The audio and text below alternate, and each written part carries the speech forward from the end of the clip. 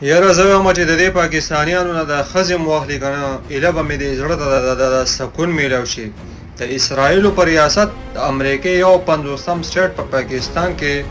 په سوشل میډیا باندې هم ټیکس لګېدلی دی، حالانکه سوشل میډیا په پاکستان کې مونیټایز نه ده او پاکستان کې پیسې نشي ګټلی، او دغه پاکستانیان په 2 نمبر طریقه باندې د یو کې او د یو اس ای په سیم باندې ځاله اکاونټونه مونیټایز کوي او لږې ډېرې پیسې ګټي او $2 ګټي او د دالو دره کې لګي هغه ترې هم له خیره سره حکومت اخلي د خیره سره. زه وایم چې دغه دلاګانو دغه بې غیرتو او دغه د لوط علیه السلام د قوم د بقایاجات نه د ښځې مو واخلي که نه، ولې چې دا دلا او دا بې غیرته قوم چې دی دا د خپل حق دپاره نه ودرېږي. او زمونږ دغه د اسرائیل ریاست چې کوم دی دومره بې حسه او دومره بې غیرته دی، دومره پکې غیرت نشتی چې سوشل میډیا خو په پاکستان کې بینډ ده، مونیټایز نه ده، پیسې ترې په پاکستان کې نشي ګټلی، پیسې مو ترې ګټلی شوې نو بیا دا یو خبره وه چې ټیکس پرې ولګوي. ولې